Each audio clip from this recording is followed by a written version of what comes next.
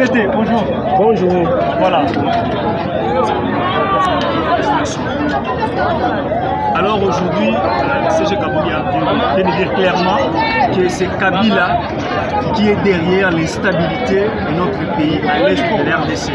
Après, il est allé à l'extérieur du pays, il est sorti par clandestinité sans autant consulter les jeunes. Votre réaction, votre commentaire par rapport au de CG Kabouya? Merci beaucoup, messieurs les journalistes. Je crois que ce n'est pas un secret pour personne que le secrétaire général Augustin Kabouya puisse parler de la situation de la guerre à l'est du pays. Nous l'avons déjà dit plus d'une fois que le pays est déstabilisé par les régimes passés. Pour les régimes passés, il n'était pas question que l'UDPS gagne le pouvoir et permette que le pays soit géré dans la stabilité et dans la transparence. Il n'était pas question. Il était question de pouvoir donner le pouvoir à l'UDPS et chercher par tous les moyens de déstabiliser le pays et chercher à dire à la place publique que voilà, nous avons transmis le pouvoir, nous allons remis le pouvoir pacifiquement, mais regardez ce que l'UDPS a fait, bien que l'UDPS c'est le fils aîné, s'est déclaré comme le fils aîné de l'opposition en République démocratique du Congo. Ça nous l'avions déjà dit et le secrétaire général Augustin Kabouya l'a martelé encore aujourd'hui. Pour preuve, tous les lieutenants aujourd'hui qui sont allés rejoindre Nanga à l'est du pays pour soutenir les M23 et l'armée rwandaise pour qu'ils continuent à tuer et détruire l'économie systématiquement donc de la RDC, viennent du PPRD, viennent de Joseph Kabila. Donc ce n'est pas un secret. Nous, ça ne nous surprend pas parce que nous le savions déjà. Nous savions déjà que Kabila ne permettra jamais à l'UDPS de pouvoir organiser la gestion de ces pays afin que ces pays puissent aller de l'avant comme l'avait souhaité Dr Etienne Tshisekedi Wamulumba. Ça, nous le savions. Alors, aujourd'hui, Kabila est sorti, il n'est pas au pays. Il est passé par où? On ne sait pas. On nous apprend que le service de la DGM, qui est chargé normalement de réguler les entrées et les sorties dans le pays, n'a pas été informé sur la sortie de Kabila de la RDC. Nous nous disons, ok, si tel est le cas, je crois qu'il est maintenant question de surveiller son entrée. Si Kabila est sorti sans avoir informé les services étatiques, il ne faudrait pas que demain, le lendemain, nous puissions retrouver le Kabila dans le pays sans qu'il puisse informer comment il est sorti. Voilà un peu ce que nous pouvons demander. Nous demandons que la DGM fasse un effort. Que comme Kabila est sorti, sans informer la DGM, que Kabila reste à l'étranger jusqu'à ce que l'UDPS terminera son pouvoir dans le pays. S'il veut continuer à déstabiliser le Congo, il laisse en dehors du Congo. Pourquoi? Parce que le Congo va ressusciter, peu importe les efforts qu'il est en train de fournir. Aujourd'hui, c'est le PPRD qui gère les M23, c'est le PPRD qui signe les accords avec le Rwanda pour continuer à piller les pays et à continuer à violer et à tuer les femmes à l'est du pays. Ça, nous le savons. Voilà. Ma réaction est très claire là-dessus. Nanga pensait que quand le président Félix sera proclamé chef de l'État, le chef de l'État, Félix Tshisekedi, va continuer à servir ses intérêts à lui et les intérêts de ses amis à lui Nanga. Lui Nanga pensait comme ça. Mais quand le chef de l'État est arrivé au pouvoir, il s'est dit qu'il doit servir d'abord le peuple congolais. Il doit servir d'abord l'État congolais. Il n'est pas là pour servir les intérêts de Nanga, pour sauvegarder ses carrés miniers à lui. Vous comprenez? C'est ça qui le fait fâcher. Alors, moi je crois qu'en tant qu'homme, un grand homme, une grande personnalité dans ce pays, Nanga devrait aller en justice pour réclamer ses droits, si vraiment c'était ses droits. N'est-ce pas? Nanga n'est pas la seule personnalité qui a des carrés miniers en RDC. N'est-ce pas ça? Ils sont nombreux qui ont des carrés miniers, mais quand on a des carrés miniers, on doit les défendre sur le plan de droit. N'est-ce pas? Et la loi est là qui régule le secteur des mines. Je crois qu'il n'était pas question de prendre les armes. Il est allé prendre les armes parce que c'était déjà une présomption. Lui s'est préparé pour prendre les armes et tuer les Congolais. Et nous prenons acte de ce qu'il est en train de faire, de ce qu'il est en train de travailler pour le Rwanda. Nous prenons acte qu'il est rebelle et il doit être jugé selon les lois du pays. N'est-ce pas? Peut-être dans l'avenir, il sera passible aussi de la peine de mort parce qu'on a rétabli la peine de mort pour tous ces traîtres-là. La loi est là, la loi est dure, mais c'est la loi. Voilà.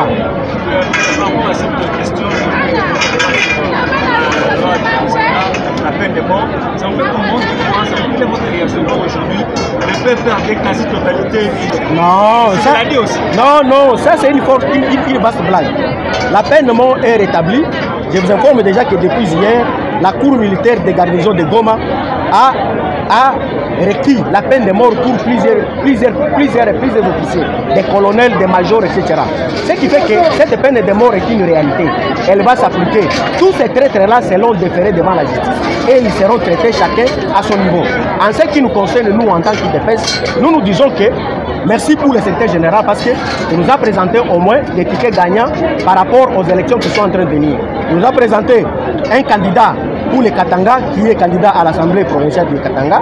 Nous les remercions pour ça. Et pour la ville de Kinshasa, il nous a présenté d'abord la coordination de ceux qui vont gérer les ambitions au sein de l'IDPS. Parce que depuis longtemps, nous n'avions pas où aller déposer les dossiers. L'IDPS, c'est une grande famille politique. Comprenez, nous sommes à Kinshasa, nous sommes à l'intérieur du pays et même à la diaspora. Aujourd'hui, les gens ont quand même une adresse où ils vont déposer leurs dossiers afin de trouver de l'emploi. Ça, c'est la première chose. Nous remercions le secrétaire général pour cela. La deuxième chose, c'est que nous avons un candidat gouverneur, Daniel Bumba, qui venait d'être présenté par le secrétaire général. Nous allons l'appuyer. Évidemment, nous ne sommes pas des élus de Kinshasa, mais c'est nous qui avons élu les députés provinciaux. C'est ainsi que lorsque le secrétaire général nous appellera pour que nous puissions les accompagner les jours de vote, nous tous nous allons nous mettre debout pour les accompagner et demander aux députés provinciaux que nous avons élus de faire les choix judiciaires que le chef de l'État et le secrétaire général, en tant que formateur, avaient transmis à tous ces députés-là. Et il a demandé que désormais, s'il y a des gens qui ont pris l'argent par-ci par-là, qu'ils aillent remettre cet argent-là. Pourquoi? Pour l'IDPS, il faut que ces mandats réussissent. Évidemment, il a dit, beaucoup d'entre nous pensaient que nous sommes au dernier mandat, mais il a dit qu'il vous a dit ça. Vous avez révisé la Constitution? Non, il n'a pas dit que nous allons violer la Constitution. L'IDPS peut rester au pouvoir pendant plusieurs années parce que nous allons continuer à nous présenter aux élections. On n'a pas dit que quand vous faites des mandats, immédiatement l'IDPS ne peut pas se représenter. L'IDPS peut se représenter avec d'autres personnalités. Ce qui fait que nous n'allons pas violer la Constitution pour dire que nous allons faire le troisième mandat. Ça, nous ne pouvons pas faire. L'IDPS est un parti de droit et nous allons continuer à garder la Constitution et les droits du pays tels que nous avons trouvé. La seule chose seulement, la seule soif qui nous est restée, c'était celle de savoir est-ce qu'on pouvait peut-être nous présenter quel candidat Premier ministre. Malheureusement, ce n'est pas arrivé.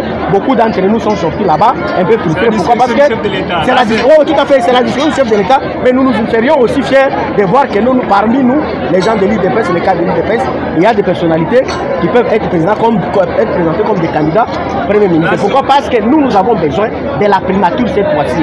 L'IDPS a besoin de la primature. Nous avons travaillé avec 3 premiers ministres qui ne sont pas de l'IDPS. Les 2 précédents, si je peux les citer, nous avons Ilum Kamba qui était du FCC. De la même façon, Bruno Tchibala était du FCC.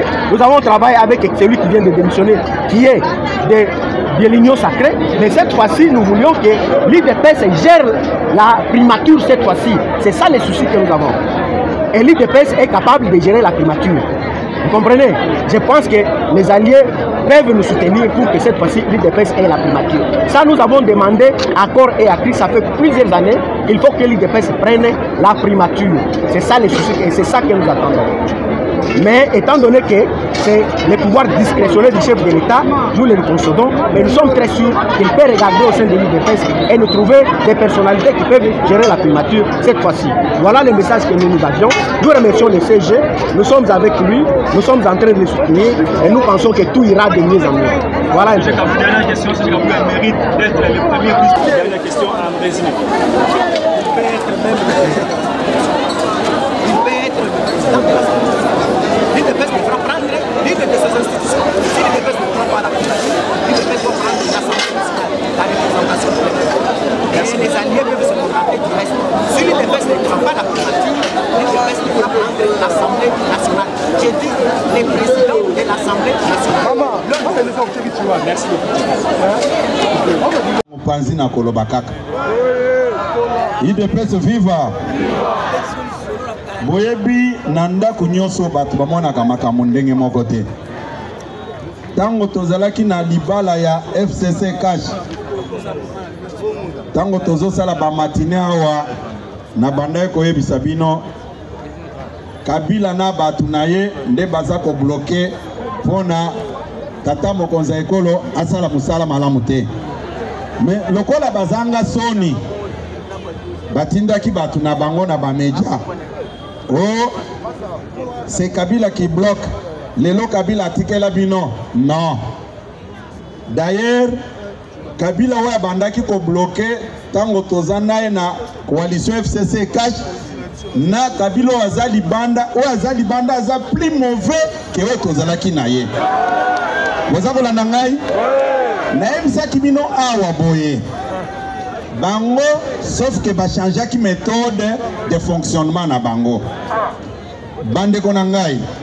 Na ebisaki bino awa. Il y a 2 semaines passées, 3 semaines, na ebisaki bino ke guerre o bozali komona.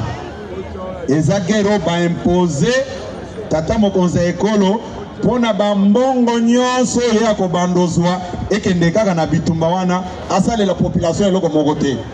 Nasuka bayebisa bino ke Félix Tshisekedi oyo asali nini ndengo naza koyebisa bino na poko lelo boyi ba scénario bomonaki ndeko na biso asilikaki pona bakare minye na ye o na yebisaki bino ke Corneille Nanga ayaka kotala ngai ayebisaki nga ke naza frustré pona bakare minye na ngai goza kolanda ngai batu bayokelanga te mais naza ko expliquer bino na poko lelo boye bino batu boza na distraction ba infiltrer bino ba kotseli bino batu na kati na bino discours ekomi kaka o eza manda asuka o eza manda asuka nana yebisio ke eza manda asuka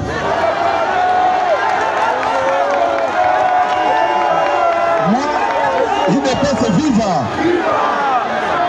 tala naza koyebisa bino boye bola na ngai UDPS viva naza koloba boye ngai nayebi à quel moment oyo nalobaka naza koyebi ce que je vous dis ici nalobaka yango sans mâcher les mots komona na bino batu eza ndenge moko na oya nzambe te. Félix Tshisekedi est victime d'une injustice de la mauvaise foi.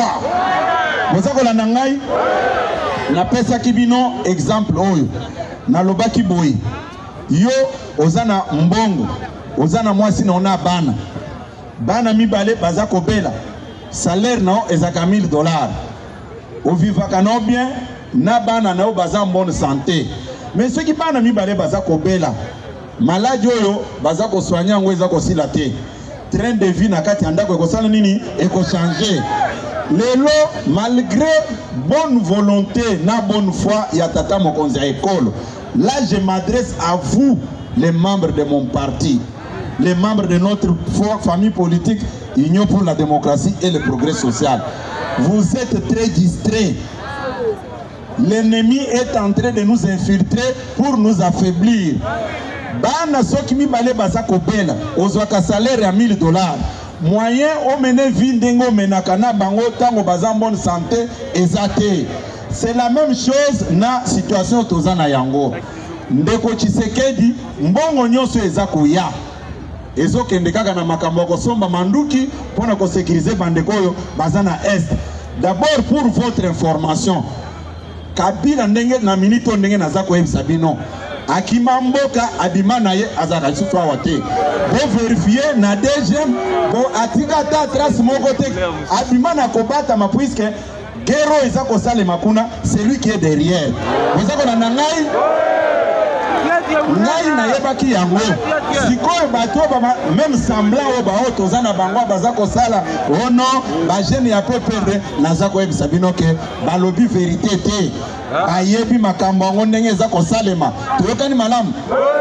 Kabila savait très bien que il va maintenant nous faire la guerre, raison pour laquelle Kobima Naye a signalé que à se prononcer na immigration na biso abima naye na ndenga ya kobatama bozako na nangai yango sikoyo nazongeli place wana bino bato boza koloba o Félix Tshisekedi azo résoudre problème ba Congolais te. Félix Tshisekedi a la bonne volonté de résoudre tous nos problèmes. Boza ko ngai mais guerre oyo batieli guerre wana o basala ka semblant o Bunagana occupé tunaka yeke yo za sena likambo Bunagana wana oyebi yango te. Boza ko landa ngai basali nini nde esika na koyebisa même bande kona biso mususu basali formule ya AFDEL rénové. Boza ko landa ngai bazui étiquette batie nanga wana yozala liboso ndenge batiaka Laurent Désiré Kabila mais le reste c'est Paul Kagame. Boza ko landa ngai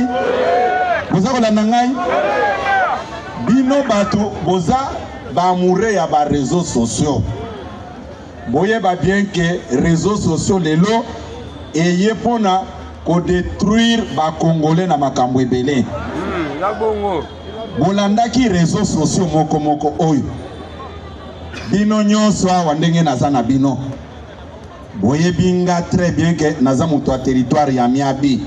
Vous étiez chez moi na famille na ngai na village na ngai boyebi yango.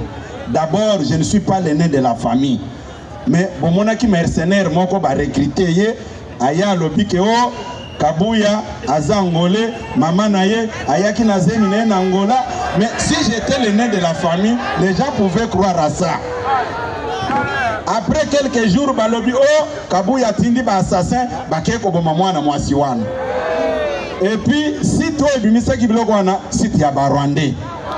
Boza ko landa ngai siko ye moko mercenaire o bazwaki lokola monaki likambo ekomi makasi po ba koma kotinda ba message Kabuya doit répondre de ses actes. Kabuya non Kabuya zalaka assassin te.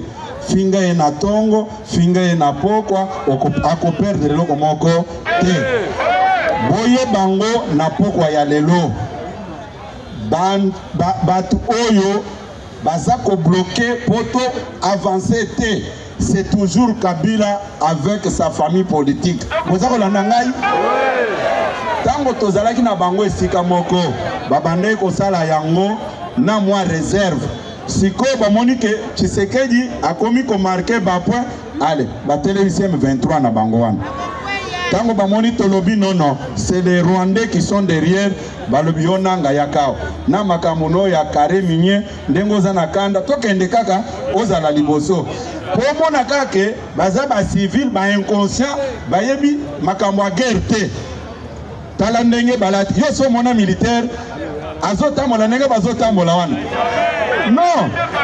Vous comprenez avec moi que baza batumoko, c'est Kagame qui est derrière biloko wana. Puisque Kagame est en train de dire ceci. Makambo wana na yebi yango te. Po ba sous-estima katata mokonza ekolo. Po betele maboko makasi.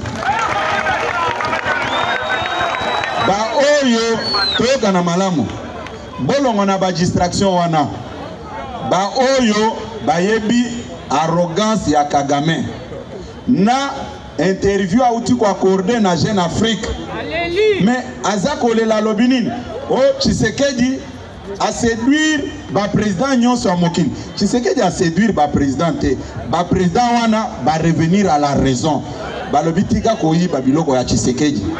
Tshisekedi azate ofongoli nzungu oyibi musunyi na ye Tshisekedi akoloba te siko démarche na bango eza nini balingi soki bakoti awa baboma lisusu basoda na biso ndenge basalaka na 17 mai na kotinda bango na Kitona yango nga na kotuna ngo lelo boye basoda o baza kosenga ke ba rejoindre bango po baya koboma bango ndenge basalaki basoda na biso baza basi na bango te baza kobunda puis basi na bango bakondima batikala ba veuve te na bato bakoya bakangi bango bamemi bango na Kitona po bakende ko bazongisela biso chef d'état major ya ba Rwandais awa boye bango bien que biso toza attaqué na ba Rwandais boza koyoka ngai batu nyonso bomoni baza wana ce sont des étiquettes boza koyoka ngai bo comprendre yango banda na pokwa ya lelo tata mokonzi ya ekolo banda premier jour na ye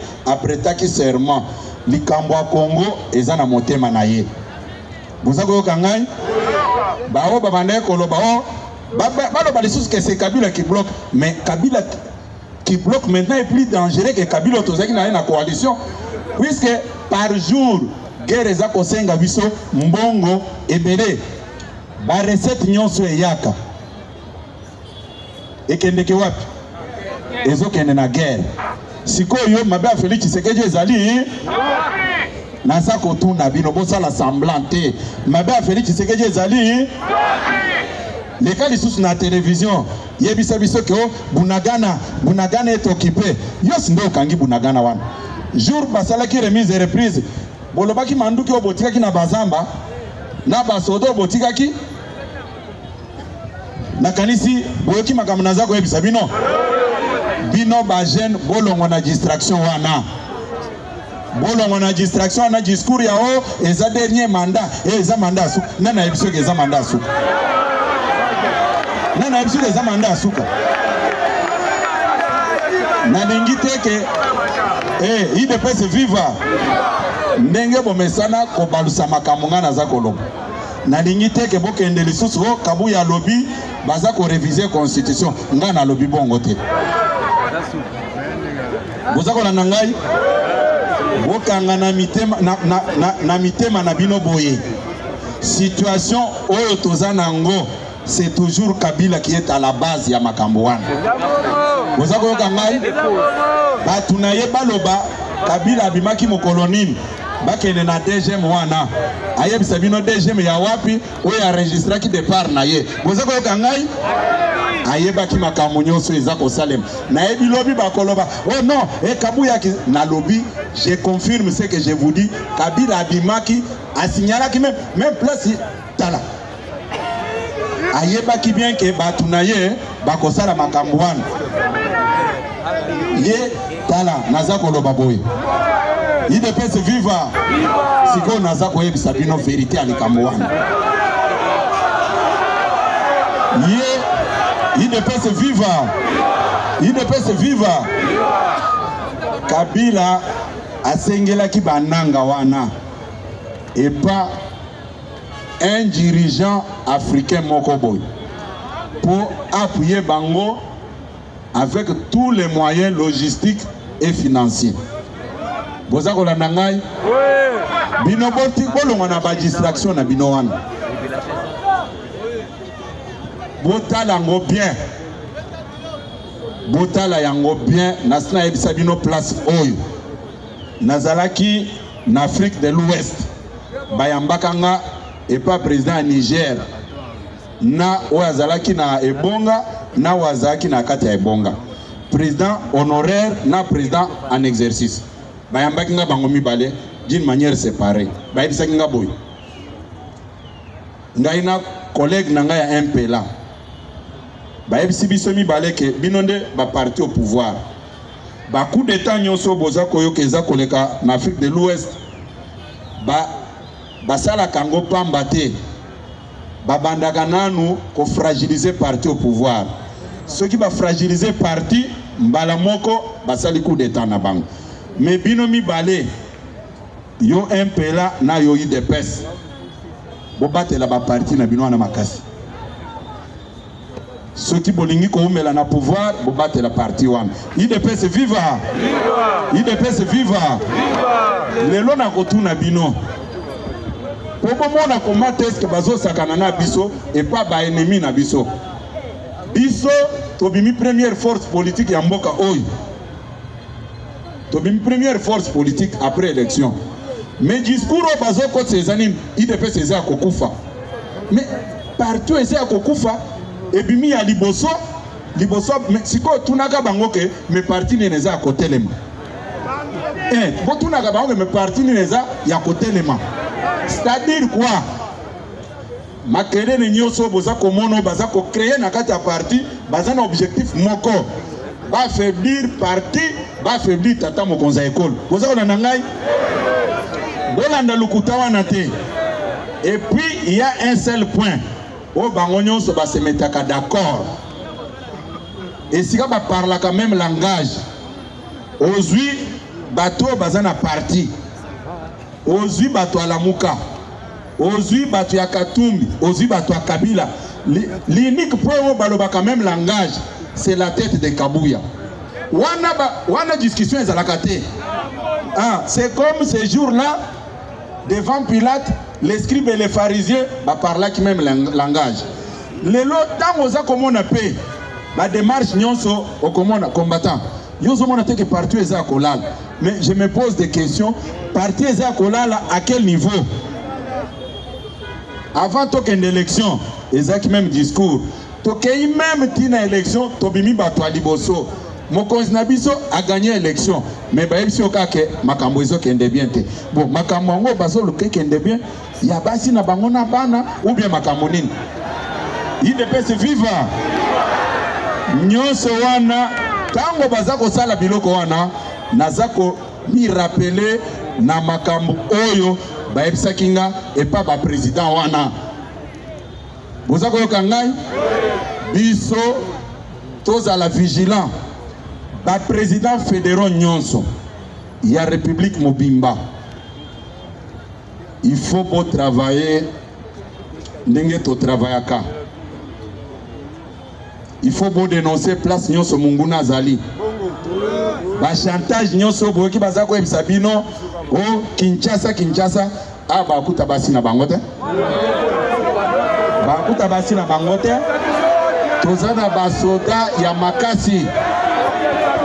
Et puis, basoda nabiso, bako sepelaka te, ba subir humiliation, net ya le 17 mai. Bozako yokangai, po ba civil o bazalaki awa. O Kagame tiene ti ba bouclier, po bayako nyoko la bango. Est-ce que bino bondimi yango? Bondimi yango? Ne yango nazako ebisa bino boy. Bango bayokani na Kagame.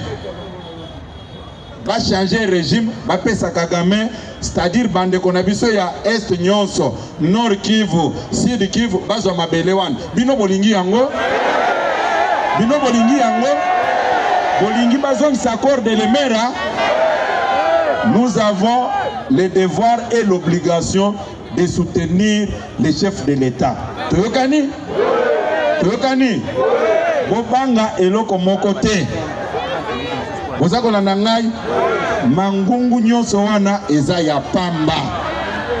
Awa na parti bino nyonso botelema. Botala ba intérêt na bino te. Mokonzi o tozana ye na koyebisa bino makambo asaleli biso. Même ye Kabila wana asalela ngo PPRD te. Bozako la nangai. Bozako yoka ngai. Bopetela mokonza mboka maboko makasi.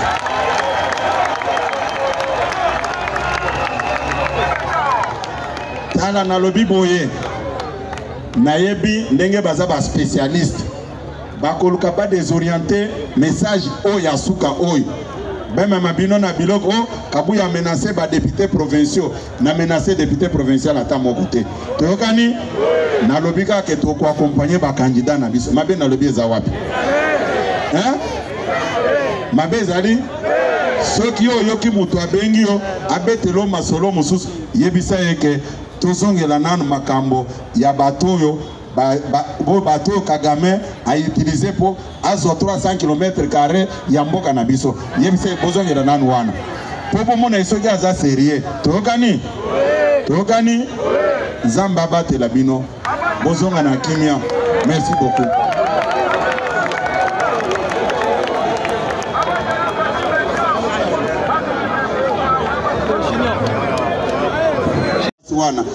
Formule n'alinga sala pour imposer notre propre candidat. Ngai mutu na voté te. Bango moko bayena makambo na bango.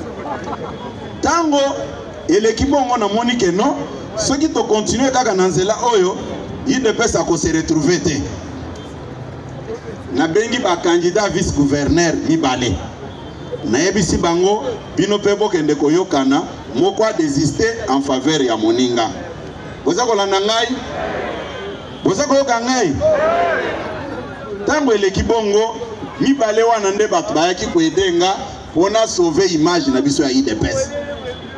puisque ça makelelo bato bazaki kosala libanda te ke o biso base tolobi te ba grand électeur nde bato basimbisaki biso touche wana tango des candidats vice-gouverneurs bayokani te nga nalobi c'est une occasion pour moi na sauver image ya IDPS nde naye kozwa président fédéral oyo aeshuwaki ndeko Kazembe Martin nde na récupéré ye na kati mbala moko nalobi bon comme ça yo kobima candidat vice-gouverneur normalement ya alingi azala wana te tolingaki to continuer ka na mibale wana et puis ce que tokendeke na mibale wana tozalaki na probabilité ya IDPS azwa ata mutu moko te na gouvernorat ville ya Lubumbashi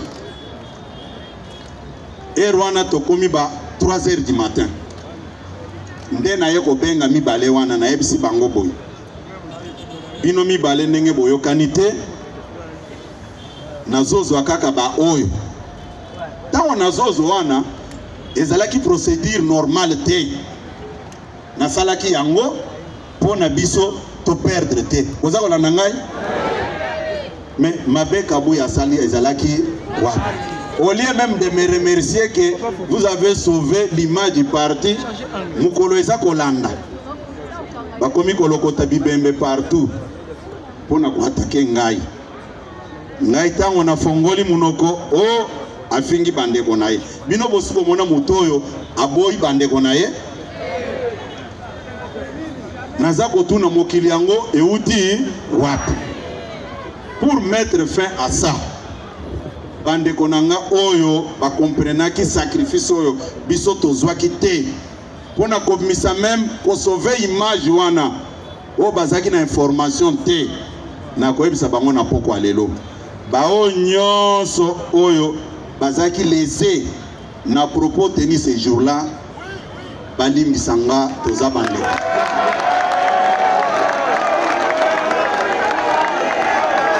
sikoyo mutu bao bafréquentaka nga bayebi yango bien.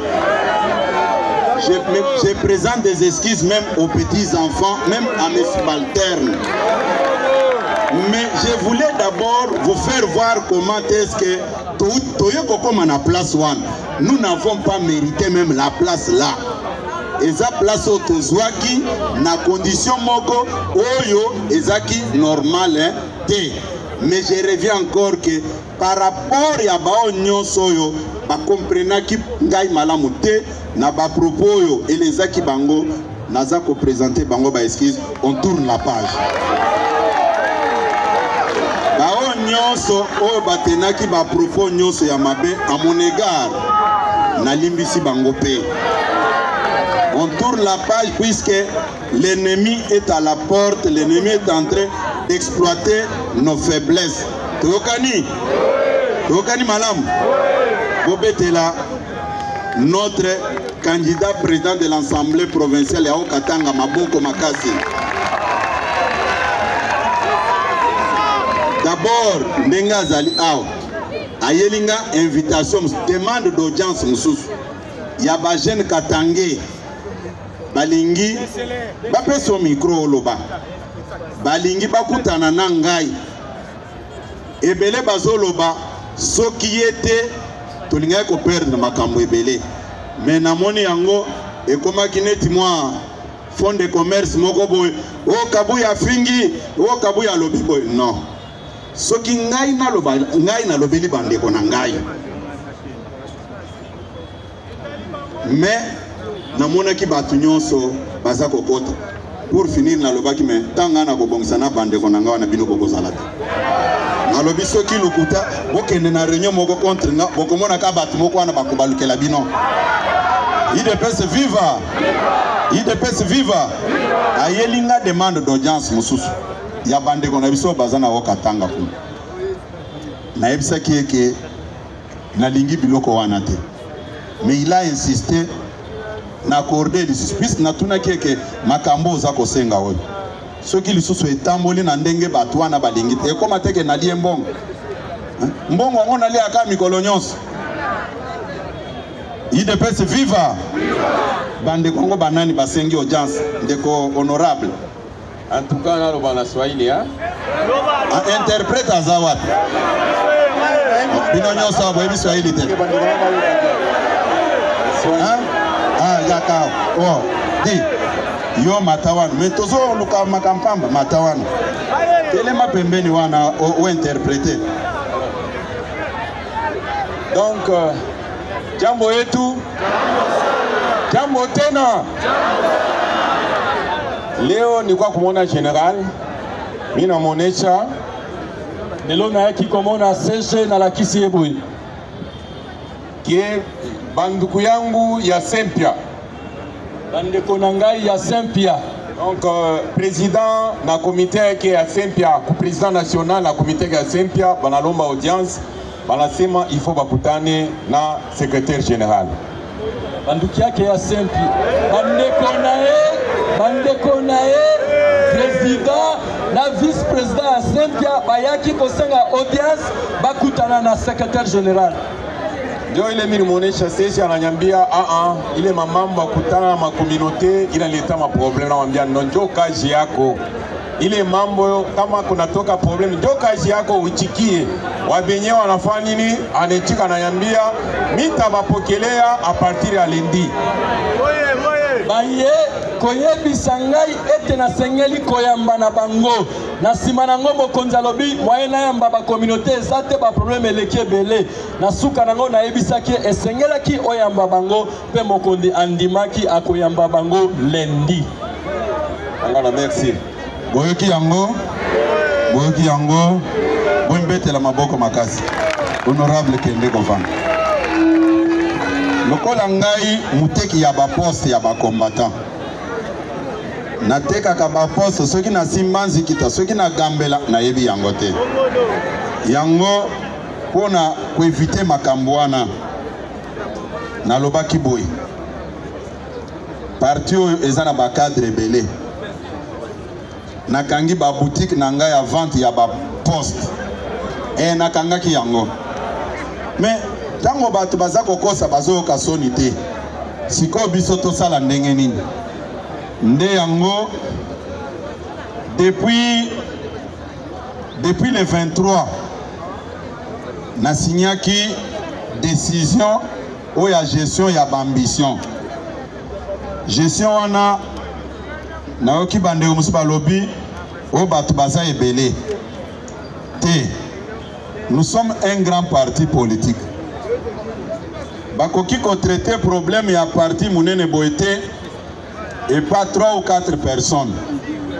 Yango nazwaki ba structure nyonso ya parti. Nakosenga bandeko oyo baza nommé na décision na batelema. Batelema likolo base bamona bango batelema. Bobetela bango maboko makasi. Sikoyo ndenge bomoni bango wana. Soki bakofongola boutique ya vente ya ba poste na Simbanzi kita ou bien na Pascal na Ebité. Mais ce qui est plus important c'est quoi? Ce sont les membres du parti connus par tout le monde. Bino na kati wana tozana ba structure nyonso ya parti. Rôle na bango eza ya ko examiner ba dossier nyonso à partir ya lobby na kozana bango rencontre awa na siège bango nyonso na kutana bango comme il y a certains parmi eux qui travaillent na koyamba bango na ba 15 heures pour raison ezalate que non nazaki bloqué na musala bango lobby dimanche voilà lobby dimanche na kozala na bango na siège na kozana bango na kati à partir à 15 heures pour tout solola na bango toyeba comment est-ce que bako gérer commission wana pona bandeko ya intérieur bakozala en contact permanent avec le département de l'organisation ba fédéraux nyonso intérieur ba sectionnaire na kaisi bakozala en contact bon disons sont les fédéraux baza ko chapeauter ba province na kati ya commission oyo tozwi ba structure nyonso ya parti même bato basalelaki parti au Moussala. Il y a certains cadres, il y a des structures moko honoraires au Bazali Sousouté, n'a récupéré banque. Les anciens ministres n'a récupéré banque. Les anciens députés, certains cadres du parti au Bazali la parti au Moussala, au peut-être Boye Bakate. Mais biso bato akala toyebi bango, baza na kati la commission wana. Bobetela bango maboko makasi. Mais nakobenga petit groupe bayao. Commission ango tozana coordonnateur ezali ndeko secrétaire général adjoint Tezo Kiansi Jean nakobenga ayao. Tozana coordonnateur adjoint ndeko Godefroid Chimanga nakobenga ayao. Tozana coordonnateur adjoint Godefroid Chimanga pe aza secrétaire général adjoint. Tozana coordonnateur adjoint Mususu ndeko secrétaire général adjoint Aselo Okito Wankoi Daniel. Tozana coordonnateur adjoint Mususu secrétaire général adjoint Bizibu Balola Deogracias. Tozana coordonnateur adjoint Mususu secrétaire général adjoint Madame Mbwansiem Byung Puma Gisèle. Tozana rapporteur ya commission ndeko Mutombo Lukanda Gaston. Bolekisa bango ba matao de. Bolekisa batu nyonso wana ba matao. Tozana secrétaire rapporteur adjoint ndeko Amisi Makutano Adolphe. Tozana secrétaire rapporteur adjoint ndeko Baruti Limba ya Clément.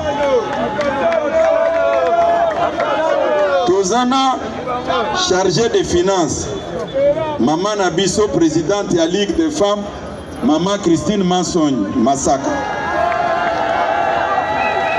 Tozana chargé des finances adjointe Mususu Madame Kanza Jazivi Irene, trésorière Nabiso. Nakosenga bangoba matao. Boya boy. Mususu bazawa. Oui. Oui. Maman a télé matin.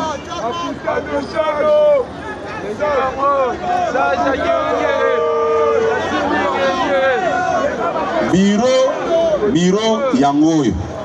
Boza kolanda ngai. Biro yangoana. Toza na ba membre oyo bakoza na ba plénière. Tozana ndeko Ababi Fwanina Babati Antoine. Nombawana bakotika la bisika na bango. Tozana Madame Alamba Liwoza Feza Nathalie. Toza na ndeko Banza Mundongo Grégoire. Tozana Madame Basunga Ngombo Berlin. Tozana Madame Boyata Mokanju Rose. Tozana ndeko Jikoma Kitenge Jean-Pierre. Tozana ndeko Jiabanza Mwananene Makamonga na Kolobawa Bolandango malamu. Na boiteke bokende kopesa ngo forme mususu. Problème ya compréhension etalingate. Ngai na Koloba. Naebisaki bino toyoka na malamu. Boyebi, il n'est pas donné à tout le monde de comprendre au même moment. Naebisaki bino boye. Tango tozana mariage ya liboso oyo ya FCC Cash. Naebisaka bino. C'est Kabila qui bloque tout avec sa famille politique. Ebele bandima kite. Di o likamoni ni mususu boye. Amuna baligite. Kabila. Amuna.